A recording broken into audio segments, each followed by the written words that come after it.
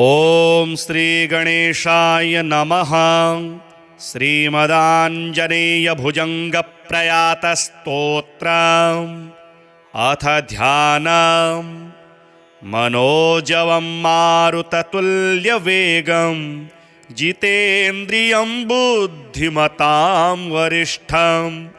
वातात्मजं वानरयोथमुख्यं श्रीरामदूतं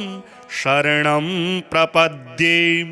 बुद्धिर्बलं यशोधैर्यं निर्भयत्वम् अरोगताम् अजाड्यं वाक्पटुत्वं च हनुमतस्मरणात् भवेत्। ओम आंजनेयाय विद्महे वायुपुत्राय धीमहि तन्नो हनुमत प्रचोदयात्। प्रपन्नानुरागं प्रभाकाञ्चनाभं जगदभीतिशौर्यं तुषाराद्रिधैर्यं तृणीभूतहेतिं रणोद्यद्विभूतिं भजे वायुपुत्रं पवित्राप्तमित्रं भजे पावनं भावनानित्यवासं भजे बालभानु प्रभाचारुभासं भजे चन्द्रिका कुन्दमन्दारहासं भजे सन्ततं राम भूपालदासं भजे लक्ष्मण प्राणरक्षातिदक्षं भजे तोषितानेकगीर्वाणपक्षं भजे घोरसङ्ग्रामसीमाहताक्षं भजे रामनामातिसम्प्राप्तरक्षं कृताभीलनादं क्षितिक्षिप्तपादं घनक्रान्तभृङ्गं कटिस्थोरुजङ्घं वियद्व्याप्तकेशं भुजाश्लेषिताश्मं जयश्रीसमेतं भजे रामदूतं चलद्वालघातं भ्रमचक्रवालं कठोराट्टहासं प्रभिन्नाब्जजाण्डं महासिंहनादा द्विशीर्णत्रिलोकं भजे चाञ्जनेयं प्रभुं वज्रकायं रणे भीषणे मेघनादे सनादे सरोषे समारोपिते मित्रमुखे खगानां घनानां सुराणां च मार्गे नटन्तं वहन्तं हनुमन्तमीडे कनद्रत्नजम्भारिदम्भोलिधारं कनाद्यन्तनिर्धूतकालोग्रदन्तं पदाघातभीताब्धिभूतादिवासं रणक्षोणिदक्षं भजे पिङ्गलाक्षं महागर्भपीडां महोत्पातपीडां महारोगपीडां महातीव्रपीडां हरत्याश्रुते पादपद्मानुरक्तो नमस्ते कपिश्रेष्ठ रामप्रियोगः सुधासिन्धुमुल्लङ्घ्य नाथोग्रदीप्तः सुधाचौषधिस्तः प्रगुप्तप्रभावं क्षणद्रोणशैलस्य सारेण सेतुं विना भूस्वयं कसमर्थः कपीन्द्रः निरातङ्कमाविश्य लङ्कां विशङ्को भवानेन सीताति शोकापहारी समुद्रान्तरङ्गादि रौद्रं विनिद्रं विलङ्घोरुजङ्घस्तुतामर्त्यसङ्घः रमानाथ रामः शमानाथ रामः अशोकेन शोकं विहाय प्रहर्षं वनान्तर्घनं जीवनं दानवानां विपाट्य प्रहर्षात् हनुमत्वमेव जराभारतो भूरि पीडां शरीरे निराधारणारूढगाढप्रतापे भवत्पादभक्तिं भवद्भक्तिरक्तिं कुरुश्री हनुमत् प्रभो मे दयालो महायोगिनो ब्रह्मरुद्रादयो वा न जानन्ति तत्त्वं निजं राघवस्य कथं ज्ञायते मादृशे नित्यमेव प्रसीद प्रभो वानरेन्द्रो नमस्ते नमस्ते महासत्त्ववाहाय तुभ्यं नमस्ते महावज्रदेहाय तुभ्यं नमस्ते परिभूतसूर्याय तुभ्यं नमस्ते कृतमर्त्यकार्याय तुभ्यं नमस्ते सदा ब्रह्मचर्याय तुभ्यं नमस्ते सदा वायुपुत्राय तुभ्यं नमस्ते सदा पिङ्गलाक्षाय तुभ्यं नमस्ते सदा रामभक्ताय तुभ्यं हनुमद्भुजङ्गप्रयातं प्रभाते प्रदोषेऽपि वा चार्धरात्रेऽप्यमर्त्यः पठन्नस्नतोऽपि प्रमुक्ताघजालं सदा सर्वदा रामभक्तिं प्रियाति श्रीमदादिशङ्कराचार्यविरचितं श्रीमदाञ्जनेयभुजङ्गप्रयातस्तोत्रं श्रीहनुमद्देवार्पणमस्तु प्रपन्नानुरागं प्रभाकाञ्चनाभं जगद्भीतिशौर्यं तुषाराद्रिधैर्यं तृणीभूतहेतिं रणोद्यद्विभूतिं भजे वायुपुत्रं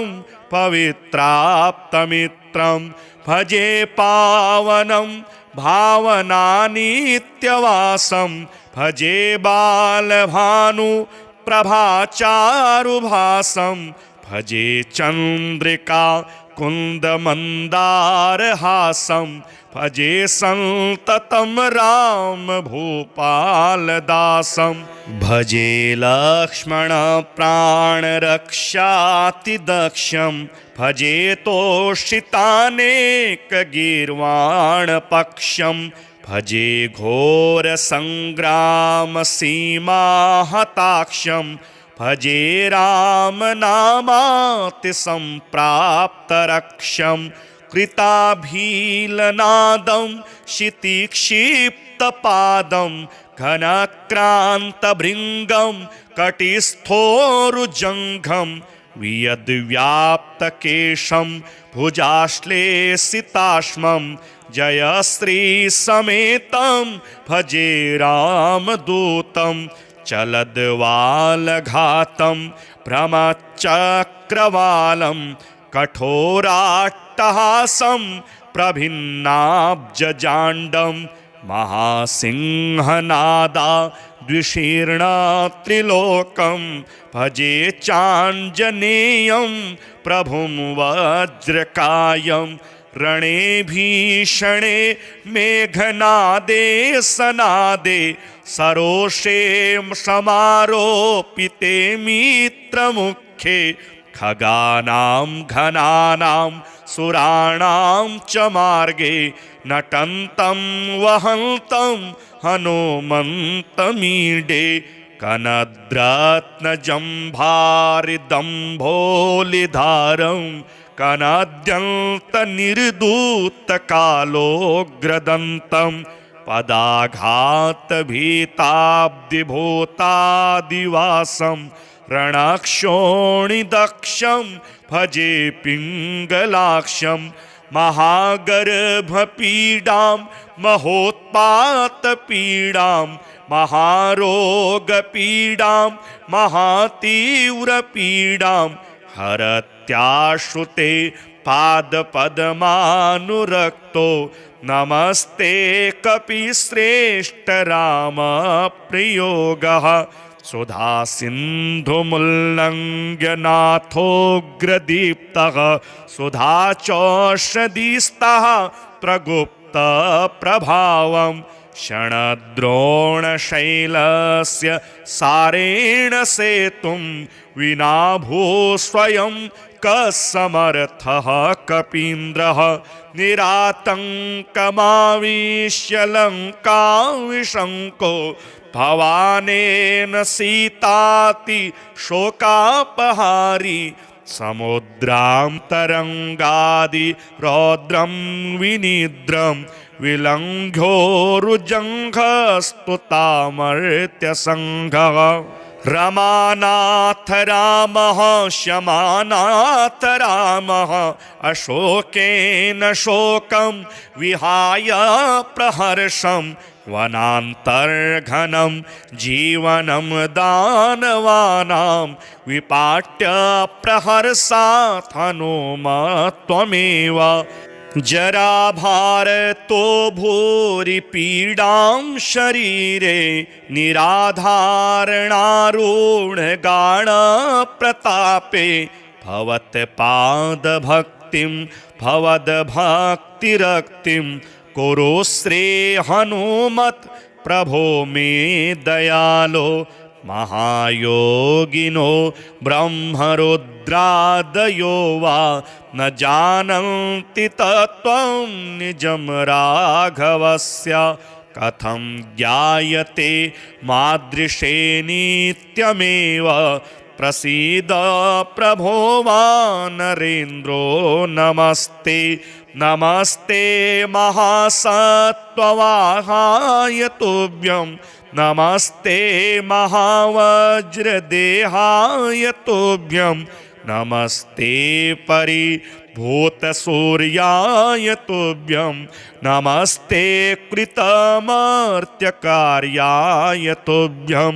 नमस्ते सदा ब्रह्मचर्याय तुभ्यं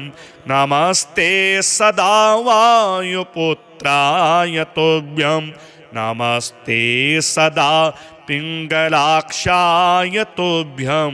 नमस्ते सदा रामभक्ताय तुभ्यं हनुमद्भुजङ्गप्रयातं प्रभाते प्रदोषेऽपि वा चार्धरात्रेऽप्यमर्त्यः पठन्नस्नतोऽपि प्रमुक्ताघजालं सदा सर्वदा रामभक्तिं प्रियाति श्रीमदादिशङ्कराचार्यविरचितं श्रीमदाञ्जनेयभुजङ्गप्रयातस्तोत्रं श्रीहनुमद्देवार्पणमस्तु प्रपन्नानुरागं प्रभाकाञ्चनाभं जगद्भीतिशौर्यं तुषाराद्रिधैर्यं तृणीभूतहेतिं रणोद्यद्विभूतिं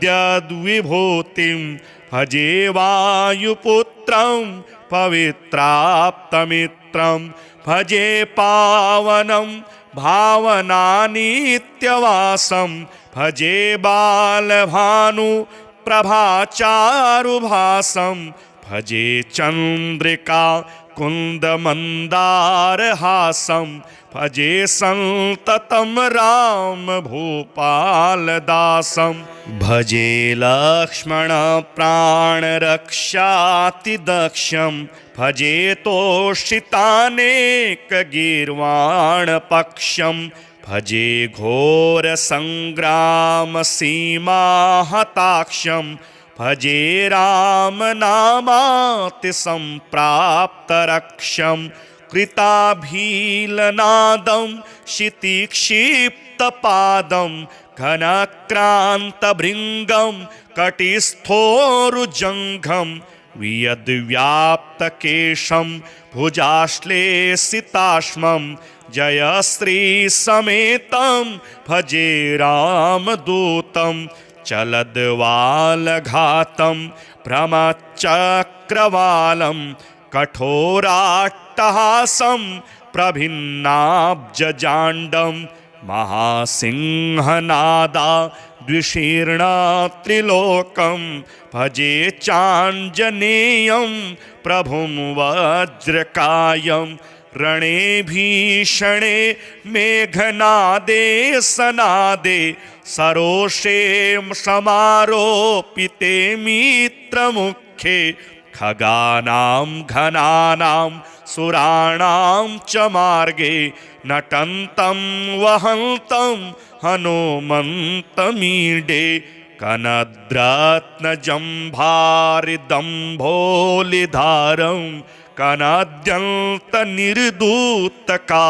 कनाद्यन्तनिर्दूतकालोग्रदन्तं पदाघातभीताब्धिभूतादिवासं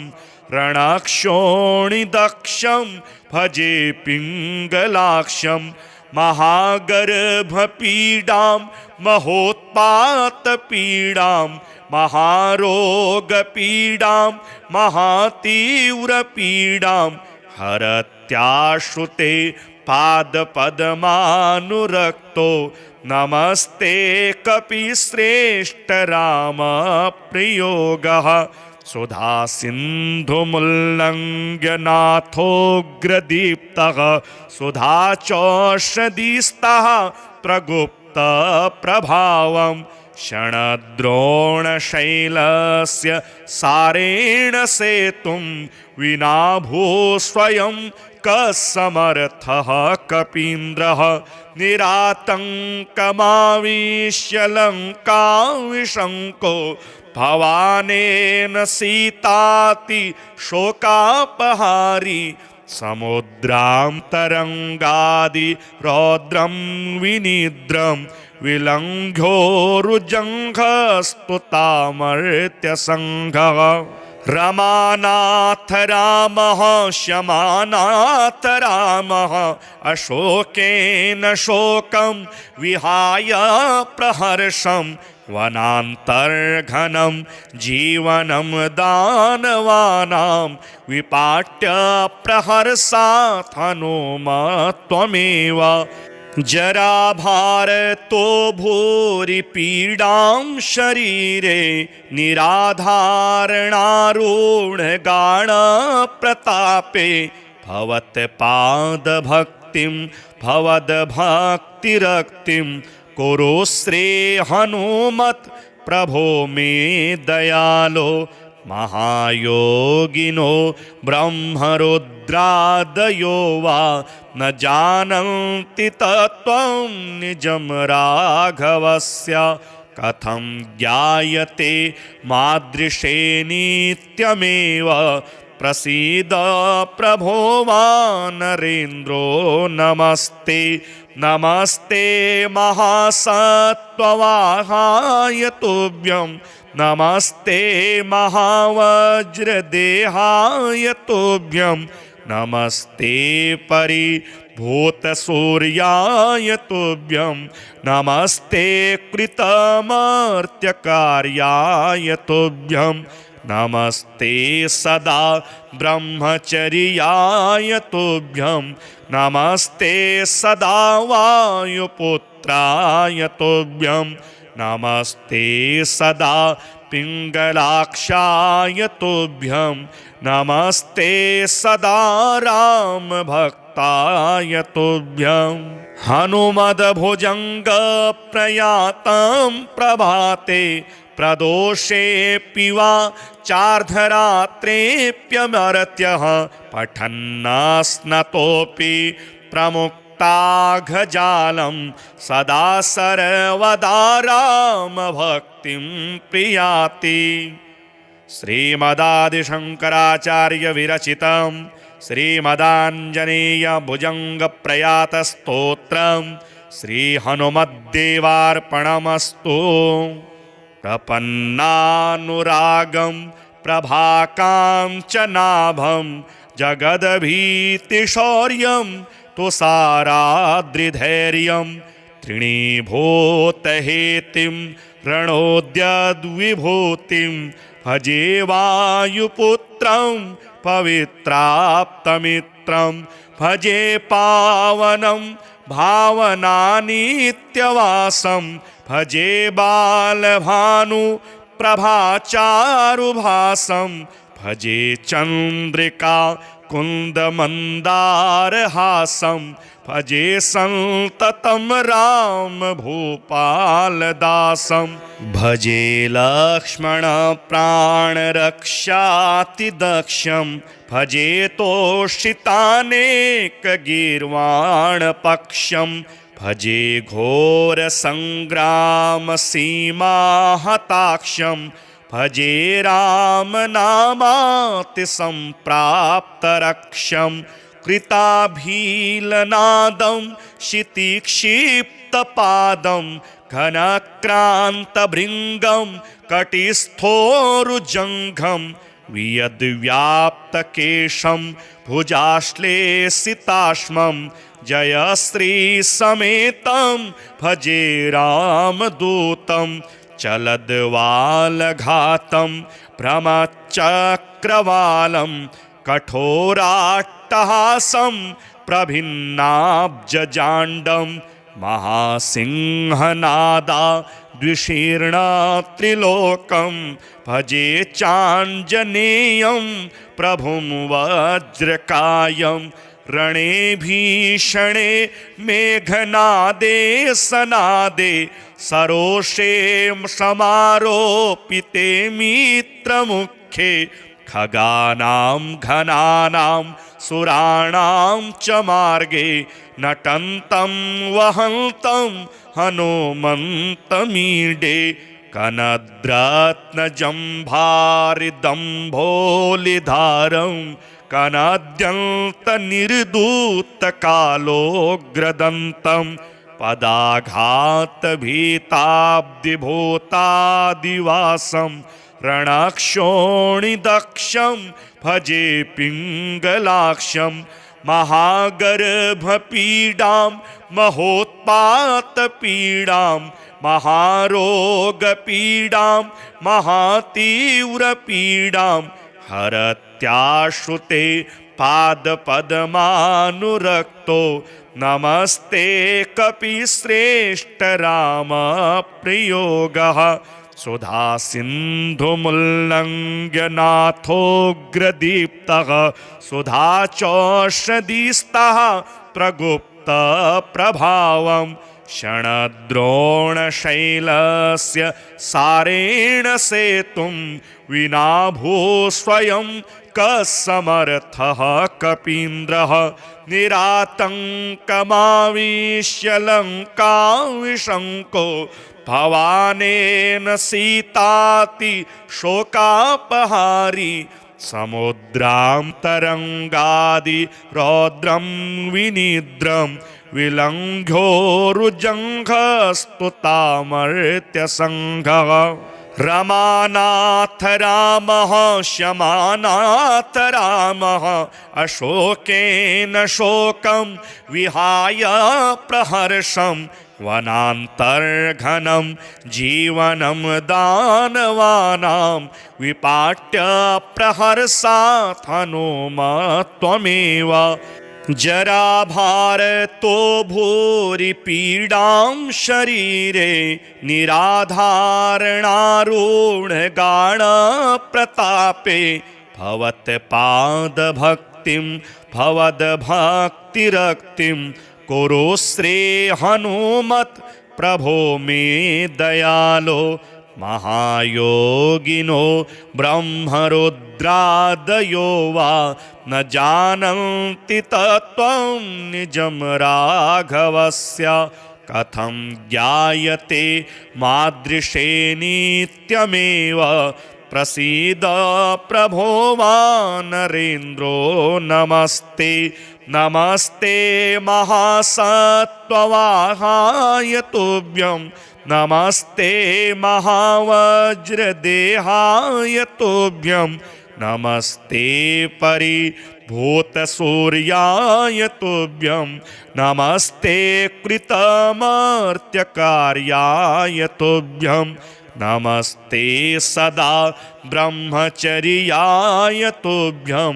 नमस्ते सदा वायुपुत्राय तुभ्यं नमस्ते सदा पिङ्गलाक्षाय तुभ्यं नमस्ते सदा रामभक्ताय तुभ्यं हनुमद्भुजङ्गप्रयातं प्रभाते प्रदोषेऽपि वा चार्धरात्रेऽप्यमर्त्यः पठन्नस्नतोऽपि प्रमुक्ताघजालं सदा सर्वदा रामभक्तिं प्रियाति। श्रीमदादिशङ्कराचार्यविरचितं श्रीमदाञ्जनेयभुजङ्गप्रयातस्तोत्रं श्रीहनुमद्देवार्पणमस्तु। प्रपन्नानुरागं प्रभाकाञ्चनाभं जगदभीतिशौर्यं तुषाराद्रिधैर्यं तृणीभूतहेतिं रणोद्यद्विभूतिं भजे वायुपुत्रं पवित्राप्तमित्रं भजे पावनं भावनानित्यवासं भजे बालभानु प्रभाचारुभासं भजे चन्द्रिका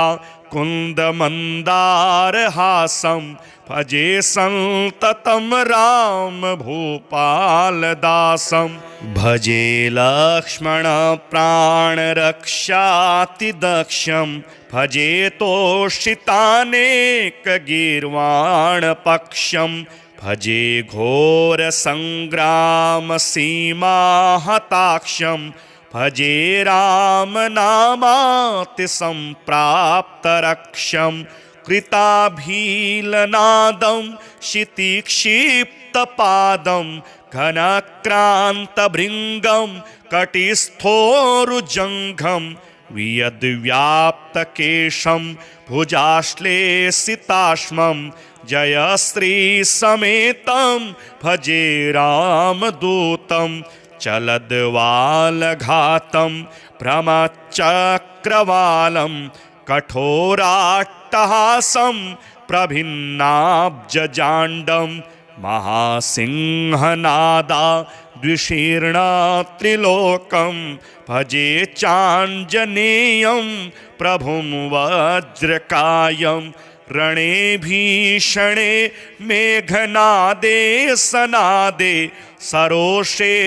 समारोपिते मित्रमुखे खगानां घनानां सुराणां च मार्गे नटन्तं वहन्तं हनुमन्तमीडे कनद्रत्नजम्भारिदम्भोलिधारं कनाद्यन्तनिर्धूतकालोग्रदन्तं पदाघातभीताब्धिभूतादिवासं रणक्षोणिदक्षं भजे पिङ्गलाक्षं महागर्भपीडां महोत्पातपीडां महारोगपीडां महातीव्रपीडां हरत्याश्रुते पादपद्मानुरक्तो नमस्ते कपिश्रेष्ठ रामप्रियोगः सुधासिन्धुमुल्लङ्घ्यनाथोऽग्रदीप्तः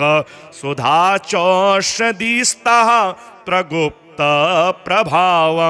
क्षणद्रोणशैलस्य सारेण सेतुं विना भूस्वयं कसमर्थः कपीन्द्रः निरातङ्कमाविश्य लङ्काविशङ्को भवानेन सीताति शोकापहारी समुद्रां तरङ्गादि रौद्रं विनिद्रं विलङ्घ्योरुजङ्घस्तुतामर्त्यसङ्घः रमानाथ रामः शमानाथ रामः अशोकेन शोकं विहाय प्रहर्षं वनान्तर्घनं जीवनं दानवानां विपाट्य प्रहर्षात् हनुमत् त्वमेव जराभारतो भूरि पीडां शरीरे निराधारणारूढगाढप्रतापे भवत्पादभक्तिं भवद्भक्तिरक्तिं कुरु श्री हनुमत् प्रभो मे दयालो महायोगिनो ब्रह्मरुद्रादयो वा न जानन्ति तत्त्वं निजं राघवस्य कथं ज्ञायते मादृशे नित्यमेव प्रसीद प्रभो वानरेन्द्रो नमस्ते नमस्ते महासत्त्ववाहाय तुभ्यं नमस्ते महावज्रदेहाय तुभ्यं नमस्ते परिभूतसूर्याय तुभ्यं नमस्ते कृतमर्त्यकार्याय तुभ्यं नमस्ते सदा ब्रह्मचर्याय तुभ्यं नमस्ते सदा वायुपुत्राय तुभ्यं नमस्ते सदा पिङ्गलाक्षाय तुभ्यं नमस्ते सदा रामभक्ताय तुभ्यं हनुमद्भुजङ्गप्रयातं प्रभाते प्रदोषेऽपि वा चार्धरात्रेऽप्यमर्त्यः पठन्नस्नतोऽपि प्रमुक्ताघजालं सदा सर्वदा रामभक्तिं प्रियाति श्रीमदादिशङ्कराचार्यविरचितं श्रीमदाञ्जनेयभुजङ्गप्रयातस्तोत्रं श्रीहनुमद्देवार्पणमस्तु प्रपन्नानुरागं प्रभाकाञ्चनाभं जगद्भीतिशौर्यं तुषाराद्रिधैर्यं तृणीभूतहेतिं रणोद्यद्विभूतिं भजे वायुपुत्रं पवित्राप्तमित्रं भजे पावनं भावनानित्यवासं भजे बालभानु प्रभाचारुभासं भजे चन्द्रिका कुन्दमन्दारहासं भजे सन्ततं राम भूपालदासं भजे लक्ष्मण प्राणरक्षातिदक्षं भजे तोषितानेकगीर्वाणपक्षं भजे घोरसङ्ग्रामसीमाहताक्षं भजे रामनामातिसम्प्राप्तरक्षं कृताभीलनादं क्षितिक्षिप्तपादं घनक्रान्तभृङ्गं कटिस्थोरुजङ्घं वियद्व्याप्तकेशं भुजाश्लेषिताश्मं जयश्रीसमेतं भजे रामदूतं चलद्वालघातं भ्रमचक्रवालं कठोराट्टहासं प्रभिन्नाब्जजाण्डं महासिंहनादा द्विशीर्णत्रिलोकं भजे चाञ्जनेयं प्रभुं वज्रकायं रणे भीषणे मेघनादे सनादे सरोषे समारोपिते मित्रमुखे खगानां घनानां सुराणां च मार्गे नटन्तं वहन्तं हनुमन्तमीडे कनद्रत्नजम्भारिदम्भोलिधारं कनाद्यन्तनिर्धूतकालोग्रदन्तं पदाघातभीताब्धिभूतादिवासं रणक्षोणिदक्षं भजे पिङ्गलाक्षं महागर्भपीडां महोत्पातपीडां महारोगपीडां महातीव्रपीडां हरत्याश्रुते पादपद्मानुरक्तो नमस्ते कपिश्रेष्ठ रामप्रियोगः सुधासिन्धुमुल्लङ्घ्य नाथोऽग्रदीप्तः सुधाचौषधिस्तः प्रगुप्तप्रभावं क्षणद्रोणशैलस्य सारेण सेतुं विना भू स्वयं कसमर्थः कपीन्द्रः निरातङ्कमाविश्य लङ्काविशङ्को भवानेन सीताति शोकापहारी समुद्रां तरङ्गादि रौद्रं विनिद्रं विलङ्घोरुजङ्घस्तुतामर्त्यसङ्घः रमानाथ रामः शमानाथ रामः अशोकेन शोकं विहाय प्रहर्षं वनान्तर्घनं जीवनं दानवानां विपाट्य प्रहर्षात् हनुमत्वमेव जराभारतो भूरि पीडां शरीरे निराधारणारूढगाणप्रतापे भवत्पादभक्तिं भवद्भक्तिरक्तिं कुरु श्री हनुमत् प्रभो मे दयालो महायोगिनो ब्रह्मरुद्रादयो वा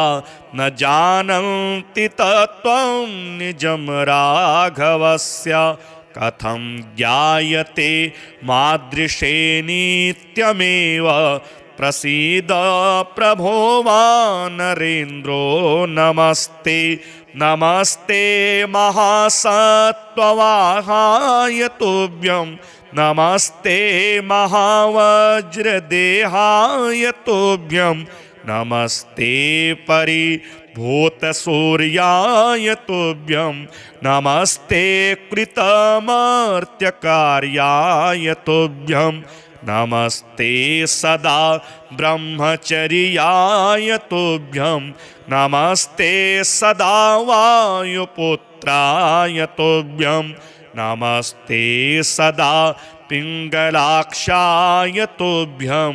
नमस्ते सदा रामभक्ताय तुभ्यं हनुमद्भुजङ्गप्रयातं प्रभाते प्रदोषेऽपि वा चार्धरात्रेऽप्यमर्त्यः पठन्नस्नतोऽपि प्रमुक्ताघजालं सदा सर्वदा रामभक्तिं प्रियाति श्रीमदादिशङ्कराचार्यविरचितं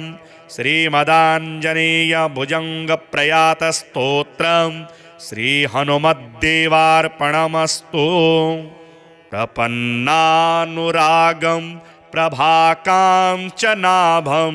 जगदभीतिशौर्यं तुषाराद्रिधैर्यं तृणीभूतहेतिं रणोद्यद्विभूतिं भजे वायुपुत्रं पवित्राप्तमित्रं भजे पावनं भावनानित्यवासं भजे बालभानु प्रभाचारुभासं भजे चन्द्रिका कुन्दमन्दारहासं भजे सन्ततं राम भूपालदासं भजे लक्ष्मण प्राणरक्षातिदक्षं भजे तोषितानेकगीर्वाणपक्षं भजे घोरसङ्ग्रामसीमाहताक्षं भजे रामनामातिसम्प्राप्तरक्षं कृताभीलनादं क्षितिक्षिप्तपादं घनक्रान्तभृङ्गं कटिस्थोरुजङ्घं वियद्व्याप्तकेशं भुजाश्लेषिताश्मं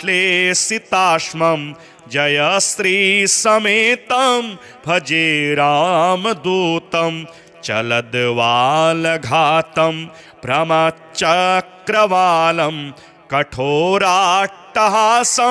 प्रभिन्नाब्जजाण्डं महासिंहनादा द्विशीर्णत्रिलोकं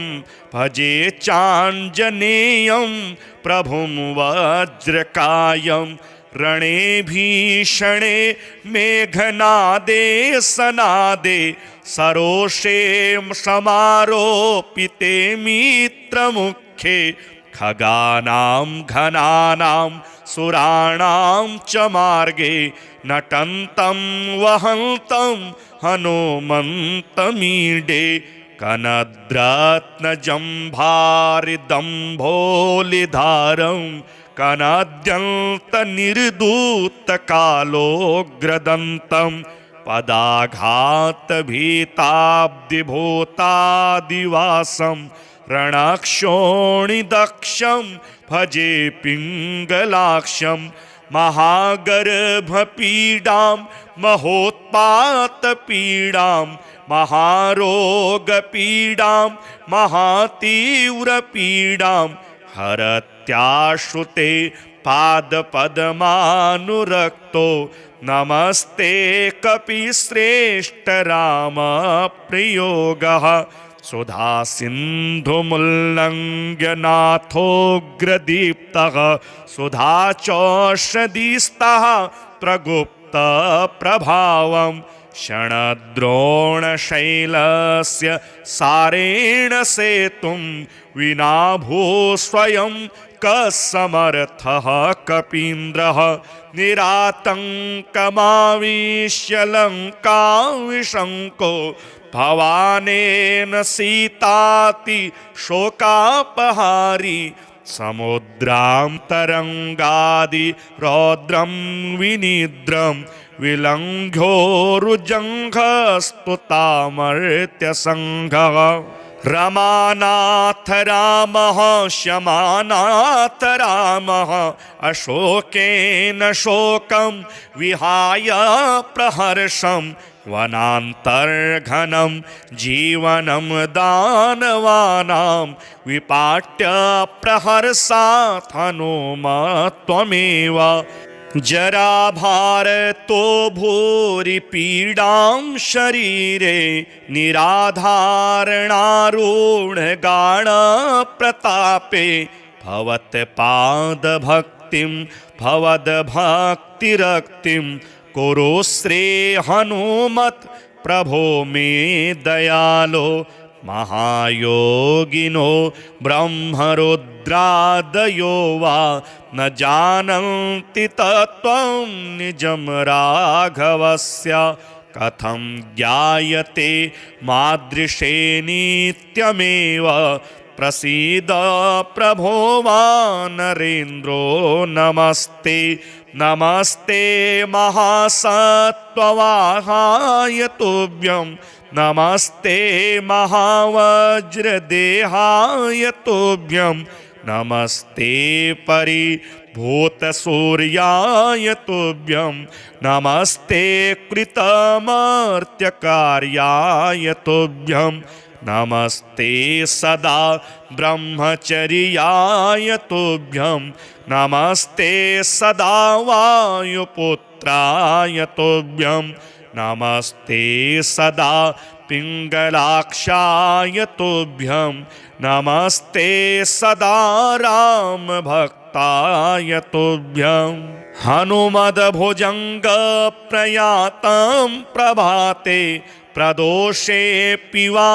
चार्धरात्रेऽप्यमर्त्यः पठन्नस्नतोऽपि प्रमुक्ताघजालं सदा सर्वदा रामभक्तिं प्रियाति श्रीमदादिशङ्कराचार्यविरचितं श्रीमदाञ्जनेयभुजङ्गप्रयातस्तोत्रं श्रीहनुमद्देवार्पणमस्तु प्रपन्नानुरागं प्रभाकां च नाभं जगदभीतिशौर्यं तुषाराद्रिधैर्यं तृणीभूतहेतिं रणोद्यद्विभूतिं भजे वायुपुत्रं पवित्राप्तमित्रं भजे पावनं भावनानित्यवासं भजे बालभानु प्रभाचारुभासं भजे चन्द्रिका कुन्दमन्दारहासं भजे सन्ततं राम भूपालदासं भजे लक्ष्मण प्राणरक्षातिदक्षं भजे तोषितानेकगीर्वाणपक्षं भजे घोरसङ्ग्रामसीमाहताक्षं भजे रामनामातिसम्प्राप्तरक्षं कृताभीलनादं क्षितिक्षिप्तपादं घनक्रान्तभृङ्गं कटिस्थोरुजङ्घं वियद्व्याप्तकेशं भुजाश्लेषिताश्मं जयश्रीसमेतं भजे रामदूतं चलद्वालघातं भ्रमचक्रवालं कठोराट्टहासं प्रभिन्नाब्जजाण्डं महासिंहनादा द्विशीर्णत्रिलोकं भजे चाञ्जनेयं प्रभुं वज्रकायं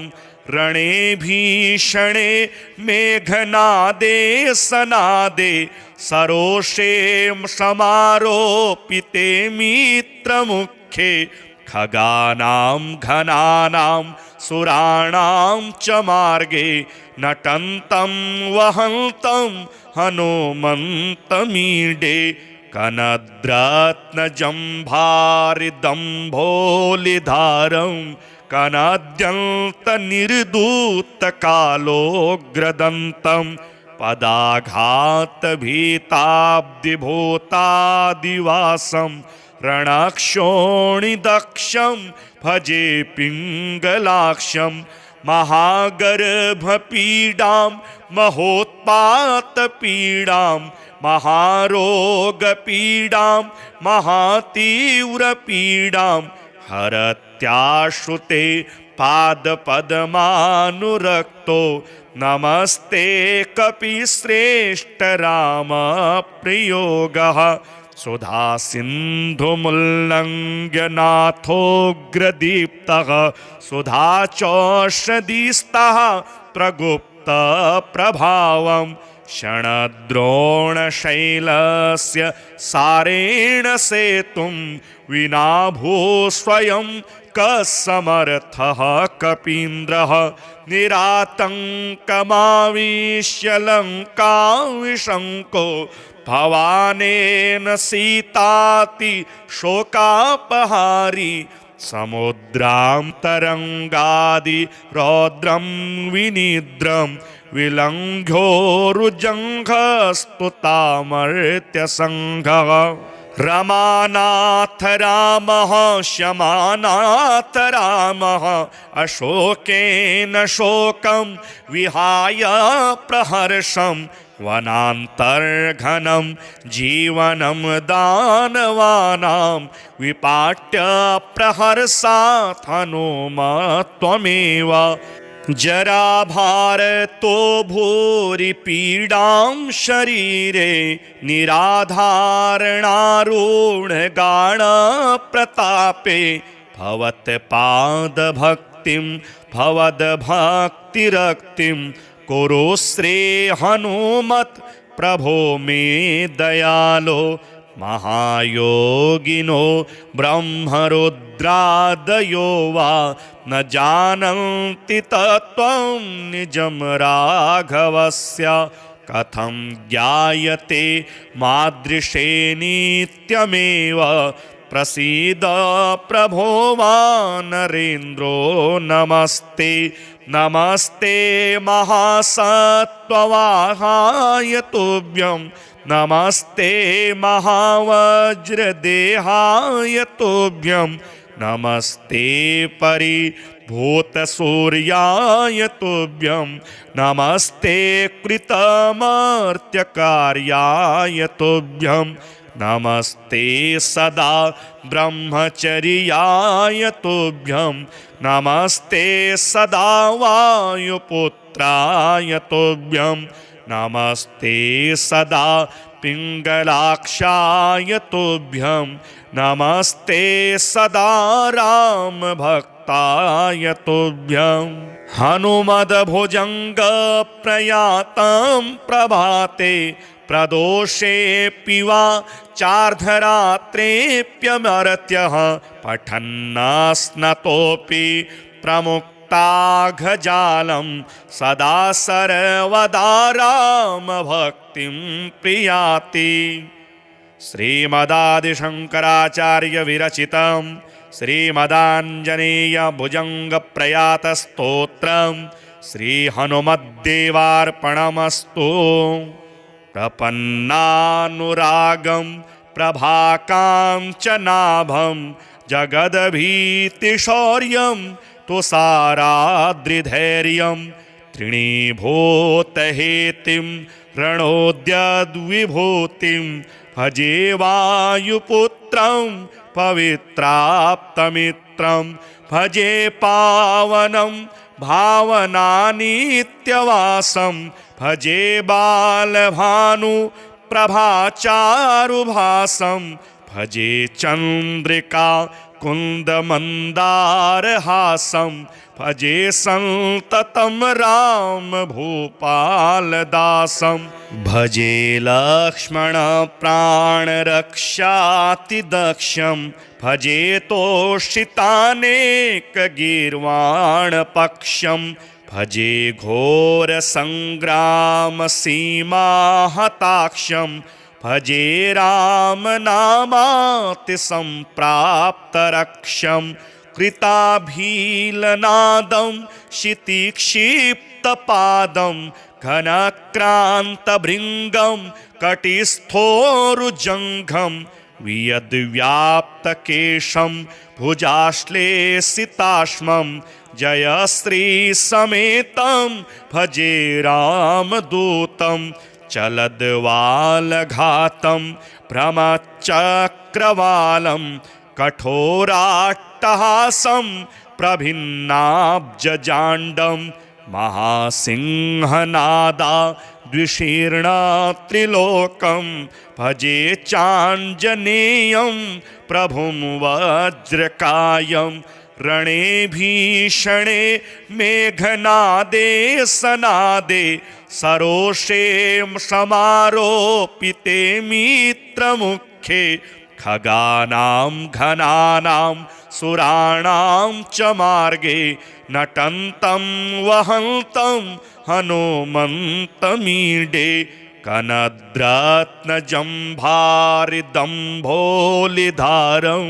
कनाद्यन्तनिर्धूतकालोग्रदन्तं पदाघातभीताब्धिभूतादिवासं रणक्षोणिदक्षं भजे पिङ्गलाक्षं महागर्भपीडां महोत्पातपीडां महारोगपीडां महातीव्रपीडां हरत्याश्रुते पादपद्मानुरक्तो नमस्ते कपिश्रेष्ठ रामप्रियोगः सुधासिन्धुमुल्लङ्घ्य नाथोऽग्रदीप्तः सुधाचौषधिस्तः प्रगुप्तप्रभावं क्षणद्रोणशैलस्य सारेण सेतुं विना भूस्वयं कसमर्थः कपीन्द्रः निरातङ्कमाविश्य लङ्काविशङ्को भवानेन सीताति शोकापहारी समुद्रां तरङ्गादि रौद्रं विनिद्रं विलङ्घ्योरुजङ्घस्तुतामर्त्यसङ्घः रमानाथ रामः शमानाथ रामः अशोकेन शोकं विहाय प्रहर्षं वनान्तर्घनं जीवनं दानवानां विपाट्य प्रहर्षात् हनुमत्वमेव जराभारतो भूरि पीडां शरीरे निराधारणारूढगाढप्रतापे भवत्पादभक्तिं भवद्भक्तिरक्तिं कुरुश्री हनुमत् प्रभो मे दयालो महायोगिनो ब्रह्मरुद्रादयो वा न जानन्ति तत्त्वं निजं राघवस्य कथं ज्ञायते मादृशे नित्यमेव प्रसीद प्रभो वानरेन्द्रो नमस्ते नमस्ते महासत्त्ववाहाय तुभ्यं नमस्ते महावज्रदेहाय तुभ्यं नमस्ते परिभूतसूर्याय तुभ्यं नमस्ते कृतमर्त्यकार्याय तुभ्यं नमस्ते सदा ब्रह्मचर्याय तुभ्यं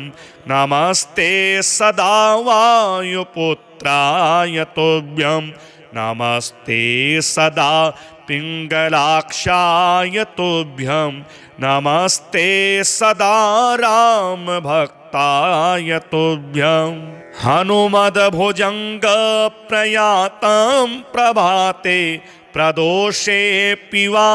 चार्धरात्रेऽप्यमर्त्यः पठन्नस्नतोऽपि प्रमुक्ताघजालं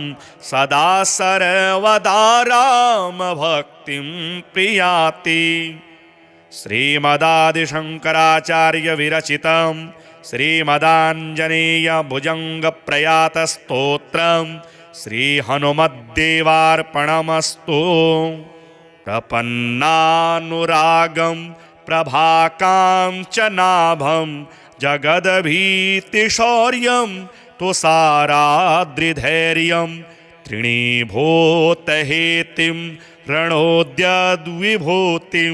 भजे वायुपुत्रं पवित्राप्तमित्रं भजे पावनं भावनानित्यवासं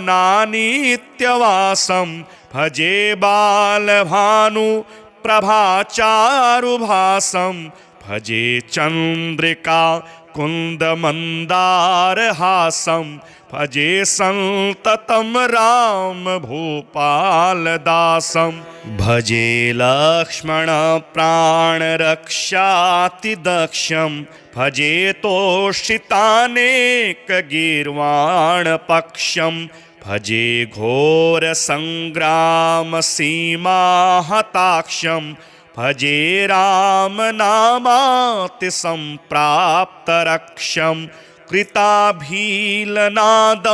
क्षितिक्षिप्तपादं घनक्रान्तभृङ्गं कटिस्थोरुजङ्घं वियद्व्याप्तकेशं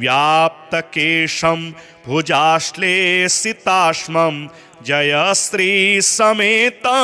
भजे रामदूतं चलद्वालघातं भ्रमचक्रवालं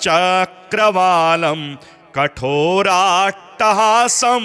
प्रभिन्नाब्जजाण्डं महासिंहनादा द्विशीर्णत्रिलोकं भजे चाञ्जनेयं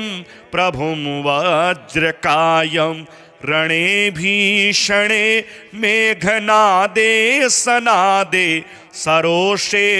समारोपिते मित्रमुखे खगानां घनानां सुराणां च मार्गे नटन्तं वहन्तं हनुमन्तमीडे कनद्रत्नजम्भारिदम्भोलिधारं कनाद्यन्तनिर्दूतकालोग्रदन्तं पदाघातभीताब्धिभूतादिवासं रणक्षोणिदक्षं भजे पिङ्गलाक्षं महागर्भपीडां महोत्पातपीडां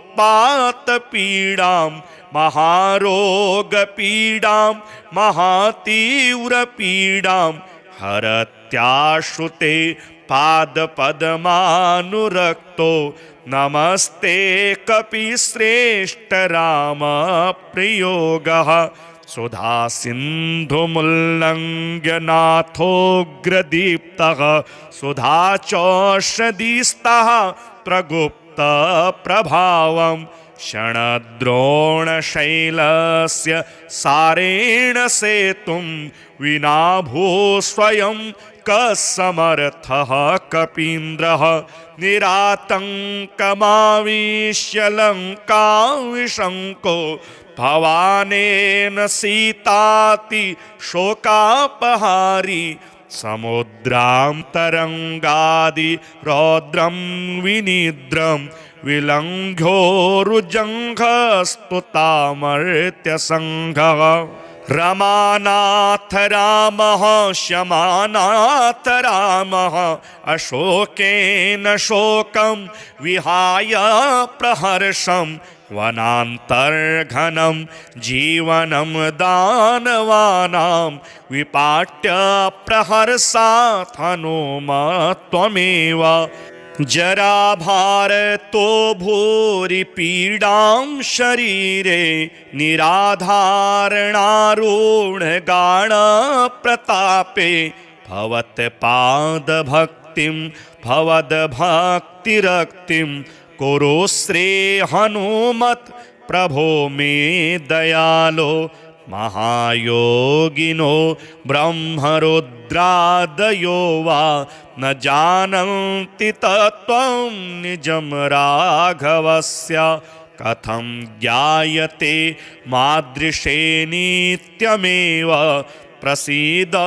प्रभो वानरेन्द्रो नमस्ते नमस्ते महासत्त्ववाहाय तुभ्यं नमस्ते महावज्रदेहाय तुभ्यं नमस्ते परिभूतसूर्याय तुभ्यं नमस्ते कृतमर्त्यकार्याय तुभ्यं नमस्ते सदा ब्रह्मचर्याय तुभ्यं नमस्ते सदा वायुपुत्राय तुभ्यं नमस्ते सदा पिङ्गलाक्षाय तुभ्यं नमस्ते सदा रामभक्ताय तुभ्यं हनुमद्भुजङ्गप्रयातं प्रभाते प्रदोषेऽपि वा चार्धरात्रेऽप्यमर्त्यः पठन्नस्नतोऽपि प्रमुक्ताघजालं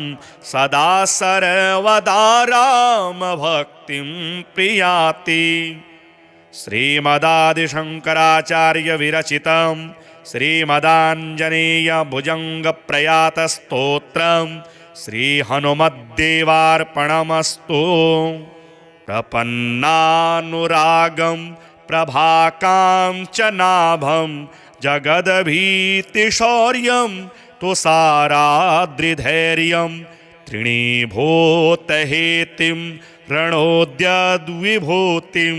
भजे वायुपुत्रं पवित्राप्तमित्रं भजे पावनं भावनानित्यवासं भजे बालभानु प्रभाचारुभासं भजे चन्द्रिका कुन्दमन्दारहासं भजे सन्ततं राम भूपालदासं भजे लक्ष्मण प्राणरक्षातिदक्षं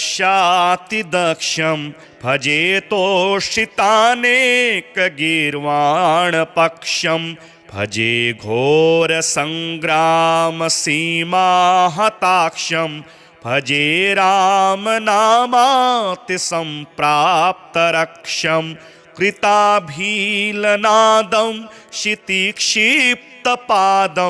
घनक्रान्तभृङ्गं कटिस्थोरुजङ्घं वियद्व्याप्तकेशं भुजाश्लेषिताश्मं जयश्रीसमेतं भजे रामदूतं चलद्वालघातं भ्रमचक्रवालं कठोराट्टहासं प्रभिन्नाब्जजाण्डं महासिंहनादा द्विशीर्णत्रिलोकं भजे चाञ्जनेयं प्रभुं वज्रकायं रणे भीषणे मेघनादे सनादे सरोषे समारोपिते मित्रमुखे खगानां घनानां सुराणां च मार्गे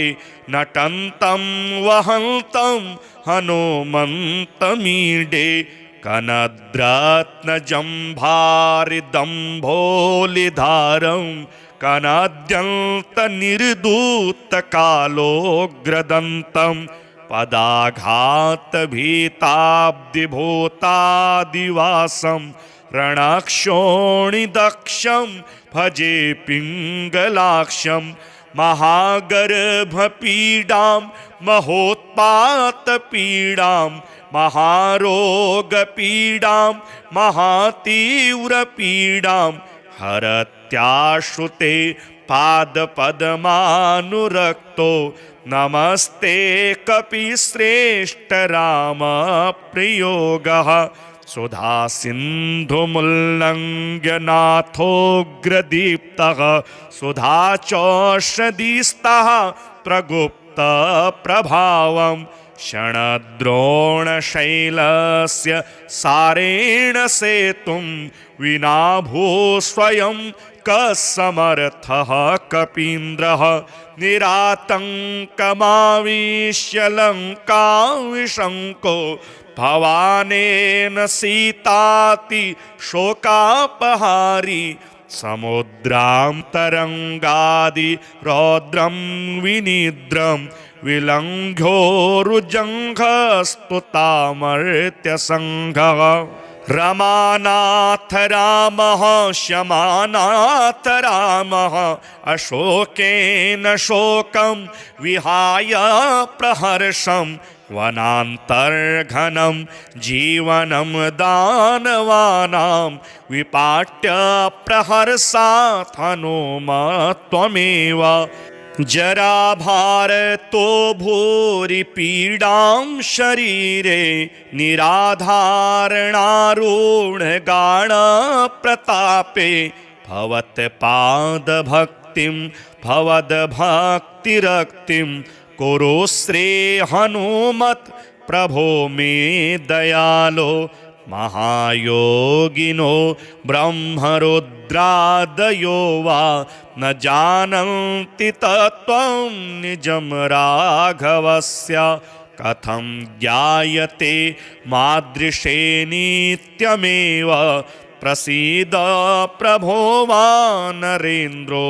नमस्ते नमस्ते महासत्त्ववाहाय तुभ्यं नमस्ते महावज्रदेहाय तुभ्यं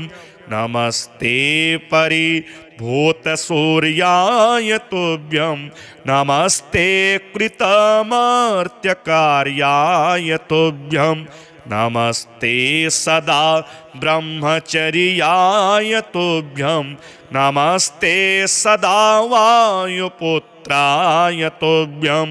नमस्ते सदा पिङ्गलाक्षाय तुभ्यं नमस्ते सदा रामभक्ताय तुभ्यं हनुमद्भुजङ्गप्रयातं प्रभाते प्रदोषेऽपि वा चार्धरात्रेऽप्यमर्त्यः पठन्नस्नतोऽपि